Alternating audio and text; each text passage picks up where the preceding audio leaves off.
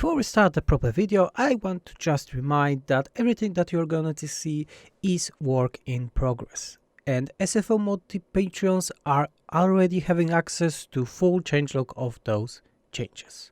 Enjoy the video. Hello everyone, Venris here. Welcome to the next update progress for SFO Grimhammer 3. Should be free, yeah. Today's progress update will be all about upcoming update that will be faster than we have in on roadmap, because the next update that we have on roadmap is set to be around July, but I can tell you right now that update may even come this month, so May or June, but don't take my words as granted. Why is that? Because tons of work already done, and I would like to talk with you about stuff that was done just recently. And yeah, let's start like from the beginnings, the most important stuff. We have the economy changes right now. Yeah, so the next update will be all about campaign, all about economy changes, building changes, and so on. I think the biggest change that we are doing right now is total removal of supply lines. And yes, no more player penalties. This is quite important. We are going with a full rework of how economy is working in this game. So we want to remove every possible penalty and scaling cost increases, etc. The thing that SFO2 rely on very heavily, and we are removing all of those. Even the supply lines, Imperium power, all those stuff are gone. Imperium power will be still there, but it will be granting bonuses right now, not negatives anymore. Yeah, so let's go from the beginning. First thing, the biggest change is the total removal of supply lines, and the supply lines are still in the game, but just hear me out. We just called the new mechanic that we just made a supply line, and the mechanic is that depending how many units your army have, it will increase the movement range of your army, the set army, on your territory. So let's say if you have a lord only, on your own territory, it will have plus 40% movement range increase. If you have 10 units only, it will be plus 20. If you have 20, it will be none. Simple change, but it will help with this Benny Hill situation that we have in vanilla right now. Terrible thing that we need to chase those enemy armies all over again, so that way it will be easier, especially for small armies. But it's not over, because we are also, as we are talking about movement, we are adding roads back, the thing that Warhammer 2 had. So we added several new buildings, or added those effects that increase movement range for your armies in your own province. Also the new effects that lower enemy movement range in your province. So it's also dangerous to go to enemy province, because they will be able to catch you very often.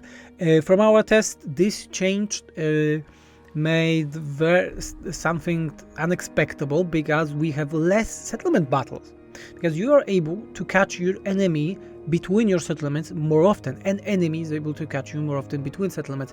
So we had this unexpected good result, lowering the number of settlements battle that, let's be honest, I'm tired of already, as hell. They are not the best, not the worst, but I would like to have less of the settlement battles for sure. What's the next change? Because we removed the supply lines, there are no penalties, so no upkeep increases for the player. And the important change is that we are nerfing all the economy in the game. We are nerfing all the economy in the game by around 25%.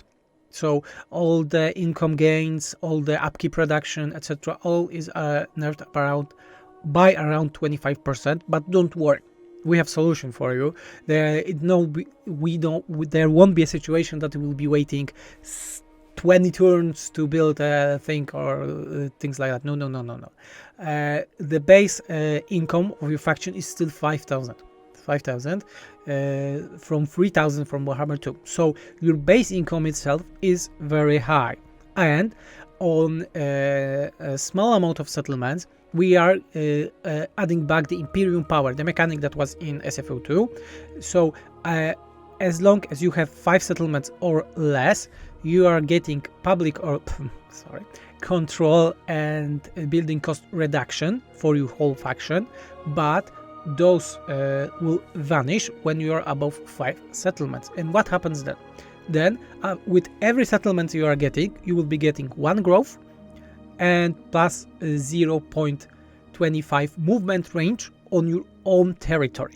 So let's say with if you have 10 settlements, it means that you are having plus 5 growth faction wide and plus 1 movement range for all your armies on your own territory. Again, this is the thing that we're talking about, that the movement on your territory right now is problematic. Yeah, we don't like how this is right now in the game and want to change it, want to give you more ways to maneuver and catch your enemy maybe off guard. Talking about the growth, we are adding this factional growth because we doubled the amount of growth that you need to surplus, because we felt that in vanilla you are getting to tier 5 way too soon. It's having several results. First of all, you will be using low tier units more often, they will have more users, and tier 5 will be more rewarding with the thing that I will be talking in a minute, and the rework of building effects. So yeah, growth is slower. So in vanilla, normally getting to tier 5 was around turn 30. Now it's around turn 60, depending on your faction. A little bit slower. Okay, and talking about the effects, let's move to the effects, because we are talking about the buildings effect, total rework of building effects. I think all of you agree that some of the building effects are quite boring, problematic, not interesting things. That the fact that you have effects only in a set region in vanilla are very problematic, because when you have the whole province, you don't see the borders of the regions, and in most cases you need to go to the set settlement to benefit from it, like recruitment, etc. For me, it was problematic, and I totally ignored it later on. So we are changing most of the effects from the buildings to be province-wide, but weaker.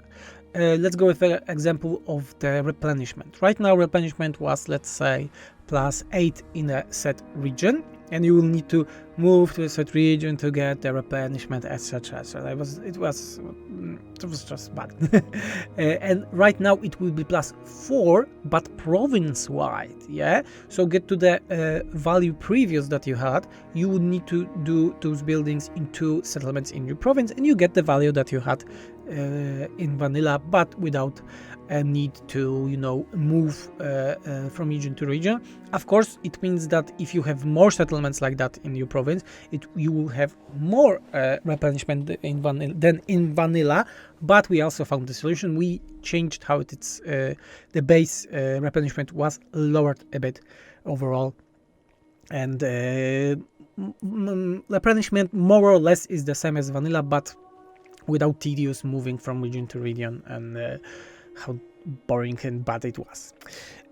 Other thing is that many buildings received more effects. We really don't like the fact that you can just build a building that have only income and don't think about it. That building just synergizes with everything, yeah. And the thing with that we were doing in SFO 2 is added penalties to some buildings. For example, if a building have very high income, we're adding negative public order to it. Public order. I'm still saying public order when it's control. It's control, not public order, Fenris. And we are adding this control, but it's not like tier 1 is -1, -2, -3, etc. No, it's like, for example, on tier 3 is -1. So you just need to look on the thing when you're making your settlements, because if you make a full settlement income based on income, you will have problems with control. I made it. And that goes with many other buildings. Some buildings receive bonuses to movement, as I said. Economy buildings are mostly getting bonuses to your economy stuff, campaign stuff, things that you have on campaign map. with the different thing is with military buildings, all the military buildings received new bonuses depending on their, let's say, what units they are getting. They get bonuses for units during the siege. And we can go with some example, like Bloodletter's building for Khorne is getting +8 weapon strength when you are being besieged, so your units will be stronger when you are besieged, etc. So economy buildings are getting more effects that synergize more with your campaign, replenishment, construction costs, etc.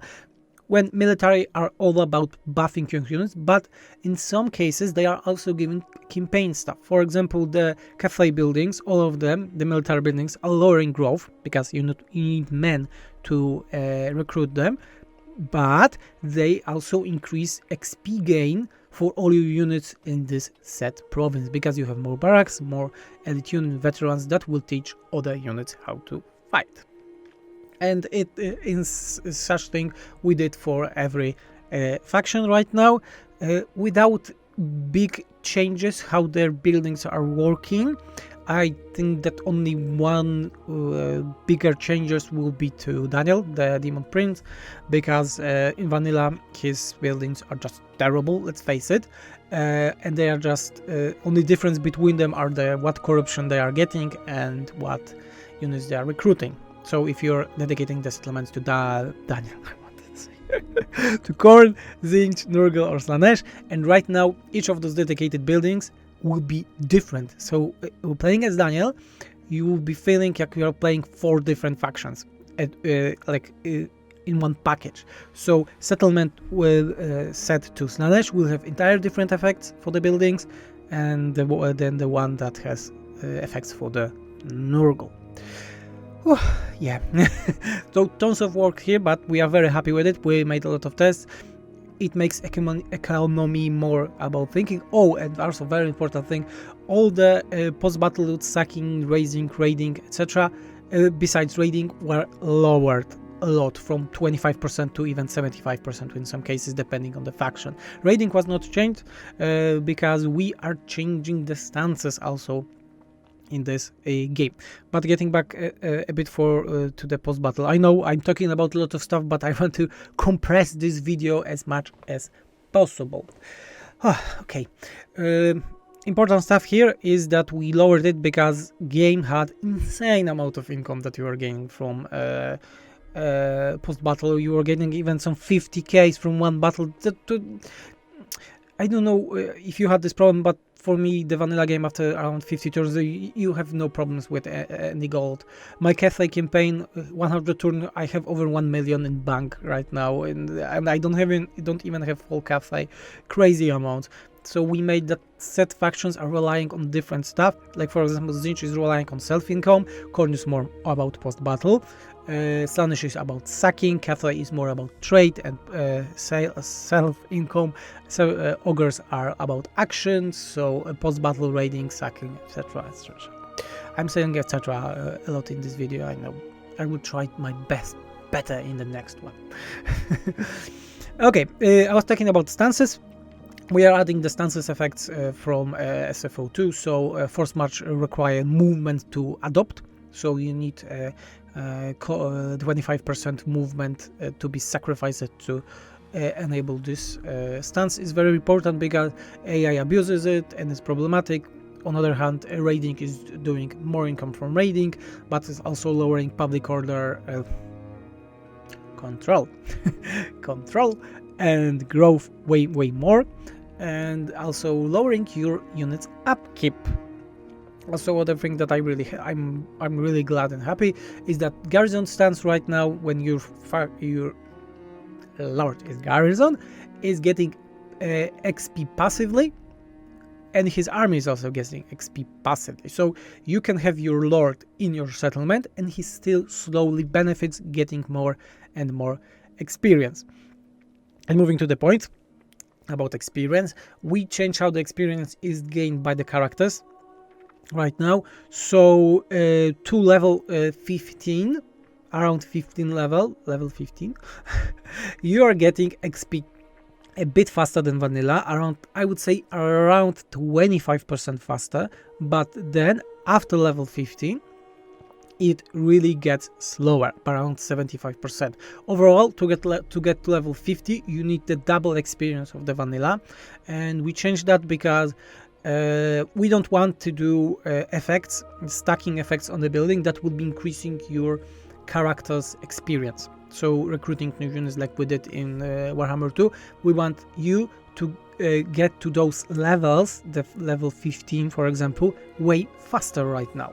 So you need to be more about actively getting experience. But we are also adding the stuff that was in Warhammer 2 SFO, that every character is sharing 10% of its gain experience with all his lords. So let's say you have one lord and you are getting in the battle, and 10% of it would be sent to one of your lords if you have one lord. But if you have two lords, then each of them gets 5%, etc, etc.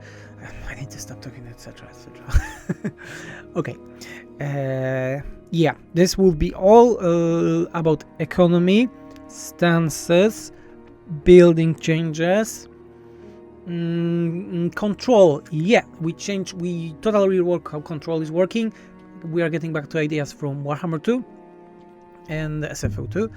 Big things first. So if you disable taxes, you are now gaining plus 50 growth in this province. So it's not the worst idea to disable those to get this extra 50 growth.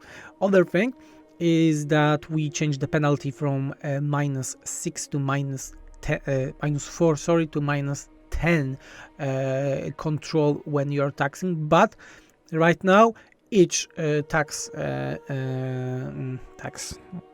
stage is getting new effects depending on your faction, and on the maximum level it's getting faction-wide effects. Like for example, Kislev is able to lower attrition by 2% on their own land faction-wide. So it's way harder to get positive control right now, but the benefits are way better. This is the thing that we are just adding from SFO 2. I'm quite glad that CA added this mechanic from our mod, but we are expanding it a little bit as we did in Warhammer 2, and wanted to be that every faction has this mechanic way different for themselves. Okay, let me think about if we have anything more here to talk about. Economy, stances, we have buildings effect. We have quite several new buildings because some factions really we thought that they dire need of a new buildings, and those buildings would be for Korn, Zinch, Slanesh, Cafe right now, and they are getting one new building each. It will be easier to emphasize what they are doing on the campaign app. Oh, I'm talking in 80 minutes right now. I know I'm talking a bit fast, but I want to show you and talk about as much as possible. Oh, forgot about the last thing. Last not least, is the submons menu will be in this coming update, and it will have 4 options right now. So every time in the game you will be able to enable a submons menu and change what you want in your game, and there will be several of those. First of all, capacity system made by Drunk Flamingo for SFO 2 is getting back, and the capacity system you will be able to enable faction-wide caps, so similar to Tomb Kings, army caps, both of them or none of them when you want. No more dilemma starting on the game. You'll be able to disable those when you want. Second one is the difficulty level. You will be able to set easy mode or hard mode when you want in your campaign. Third one is the pace. So we'll be able to set if you want campaign to be faster or slower. Yeah, faster or slower. And the last one is you will be able to change how economy is working in a bit if you want to have more armies. So both of you and AI are getting more money to build our army. So more in a way of, let's say, vanilla or mods that are lowering upkeep for everyone, both of you and enemy. Other thing is that we are totally changing difficulty. How the difficulty is working. Damn, is so much to talk about. I thought that this video would be 10 minutes and I still have a lot of things to talk. Yeah, so difficulty. As you know, I made a video about how the potential is working in this game, that AI is getting more bonuses as you're getting stronger, and in a way we thought that this system is not bad, but it was just implemented badly, let's call it, because right now in the game vanilla it gives insane upkeep reductions to AI, and on the end of the game, not even then, because the potential for the AI is growing very fast in vanilla, they are getting some insane free armies, stuff like that. We are removing all of those. First of all, very important thing, we are removing all upkeep reductions from AI. No more free armies. Other thing, AI on legendary difficulty right now have 80% attrition resistance in the game. 80%. We are lowering to 25% all levels. 25%, no more. What is very important also, we are increasing all attrition damage. So Nurgle Plague, that is right now doing 5% damage per turn. 5% only. Now it's doing 10. But we also added more options to the buildings to lower attrition damage for some factions. Other thing is what I was talking about. I'm talking too much. Oh, editing this video will be horror, really. A few moments later. Okay, I remember we were talking about the difficulty.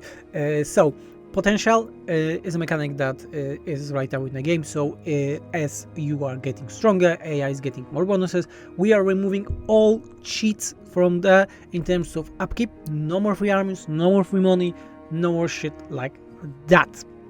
AI is getting still bonuses there, because without them it's not able to do anything, but the potential is growing 50% slower, so it's harder for AI to get to those bonuses. And the bonuses are things like growth, because growth is needed. Without it, AI is not getting any growth, and that's how the AI is working in this game, sadly. Other thing is the recruitment cost and the building construction cost. Why? Because we want AI to be able to build to strong economy and then go further. Without those bonuses, after our test, AI is doing nothing. So AI is cheating way less than in vanilla, and their cheats are more based on getting to good economy, not getting good economy for free, if you know what I mean. Yeah, and I think that will be all in terms of all the things that you can expect soon, in month or two, for this massive update, depending what changes will be in the CA update that's probably going to be released in May, as leaks and their roadmap is telling.